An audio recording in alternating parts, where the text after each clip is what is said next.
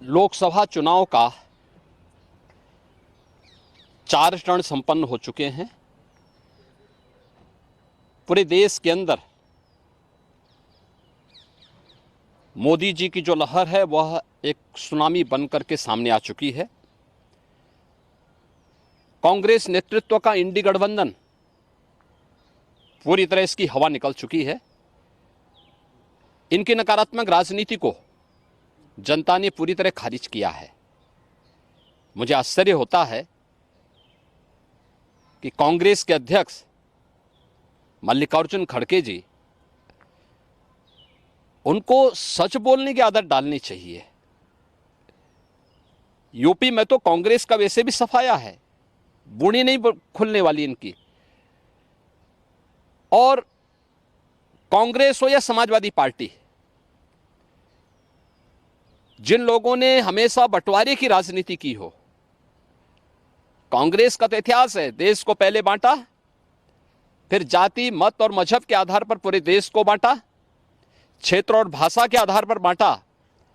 आज फिर उसी प्रकार की विभाजन की राजनीति ये लोग करके देश की पूर्ण क्षति करना चाहते हैं। भारत का जागरूक मतदाता 2014 में कांग्रेस से पिंड छुड़ा चुका है। अब कांग्रेस कभी पुनः देश के अंदर सत्ता में नहीं आ सकती है। दूसरा, झूठ बोल करके गुमराह करने की जो राजनीति करते हैं, बाबा साहब भीमराव अंबेडकर का सर्वाधिक अपमान कांग्रेस ने किया। समाजवादी पार्टी की भी जब प्रदेश में सरकार थी, इन्होंने बाबा साहब भीमराव अंबेडकर और उन सामाजिक न्याय के पुरोधाओं का कितना बड़ा अपमान किया था। क्या ये सच नहीं? 2012 में समाजवादी पार्टी के अध्यक्ष, उस समय प्रदेश के मुख्यमंत्री बनी रहे थे, इन्होंने कहा था कि यहां पे जितने भी दलित महापुरुषों के स्मारक बने हुए हैं, इन सबको तोड़ करके यहां पर हम लोग कोई दूसरी चीज बनाएंगे। ऐसे ही बाबा साहब भीमराव अंबेडकर के नाम पर बना हुआ कन्नौज का मेडिकल कॉलेज का नामकरण इन्होंने हटा दिया था।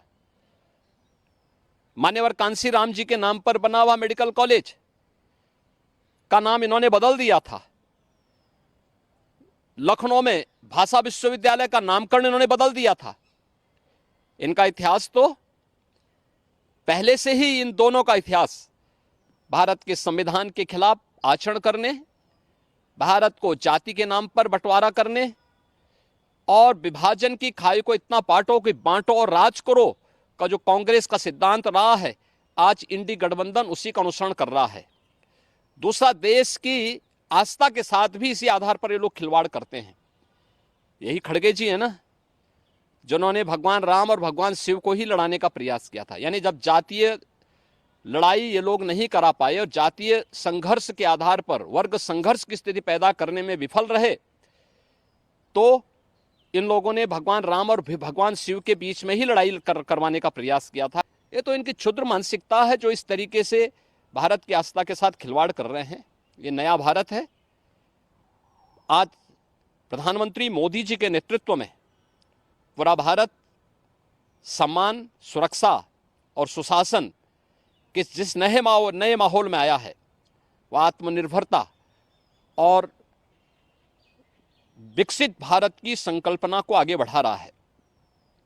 विकसित भारत की संकल्पना से बड़ा दुखद है कि जिस विकसित भारत में बिना किसी भेदभाव के हर एक गरीब के जीवन में परिवर्तन होने वाला है, उस विकसित भारत की संकल्पना से कांग्रेस, समाजवादी पार्टी और इंडी गठबंधन के नेताओं को चिढ़ क्यों है?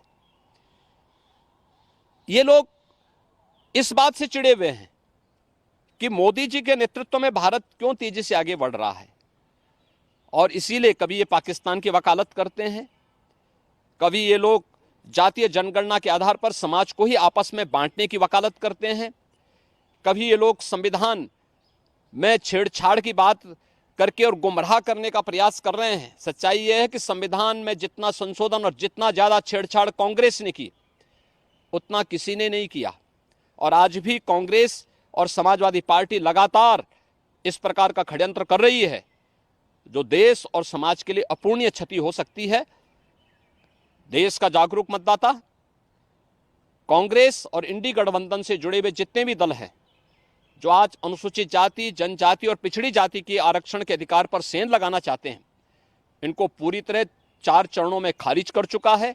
आने वाले चरणों में भी जो शेष 3 चरण हैं, इनमें यूपी के अंदर भी और देश के अंदर भी जनता जनार्दन पूरी तरह खारिज करेगी। क्योंकि अगर कांग्रेस नेतृत्व का इंडी गठबंधन आएगा तो ये राम विरोधी है, ये भारत की आस्था का विरोधी गठबंधन है, यह देश के आरक्षण, देश में अनुसूचित जाति, जनजाति और पिछड़ी जाति को मिलने वाले आरक्षण के लोग विरोधी हैं। ये लगातार इस प्रकार का षड्यंत्र कर रहेंगे। जो यूपीए सरकार ने पहले ही रंगनाथ मिश्रा और जस्टिस सच्चर कमेटी गठित करके ओबीसी और एससी एसटी के आरक्षण में सेंध लगाने का प्रयास किया था, ये शरारत फिर से करेंगे और आम जनता को भी उनकी खुशहाली देखने की बजाय ये लोग संपत्ति का सर्वे करा करके आम जनता को भी तबाह करके विरासत टैक्स के नाम पर औरंगजेब का जजिया कर लगाने का प्रयास करेंगे। औरंगजेब की आत्मा घुस चुकी है इंडी गठबंधन के अंदर। इस इंडी गठबंधन को, जो भारत की बर्बादी की कहानी लिखने की बात करता है और उस प्रकार के दस्तावेज अपने घोषणा पत्र के माध्यम से प्रस्तुत करता है, इनको एक सिरे से खारिज करना चाहिए। आज इस तरीके कोई लाभ, इसका कोई फर्क पड़ेगा नहीं? हम देखो, कोई फर्क नहीं है। इनको जनता पहले भी खारिज कर चुकी है। उत्तर प्रदेश में कांग्रेस हो या समाजवादी पार्टी, 2014, 2017, 2019, 2022 इन सभी चुनाव में मोदी जी के नेतृत्व में जनता जनार्दन ने मोदी जी को अपना पूरा समर्थन दिया, अपना आशीर्वाद दिया। 2024 में पूरे भारत में एक ही लहर है और वह है फिर एक बार मोदी सरकार का, अब की बार 400 पार का, और जो राम को लाए हैं हम उनको लाएंगे, इस संकल्प के साथ जनता जनार्दन कमर कस करके मोदी जी के साथ में है और मोदी जी को पुनः देश की सत्ता सौंप करके भारत को विकसित भारत बना करके भारत को दुनिया की एक बड़ी ताकत के रूप में स्थापित करेगा।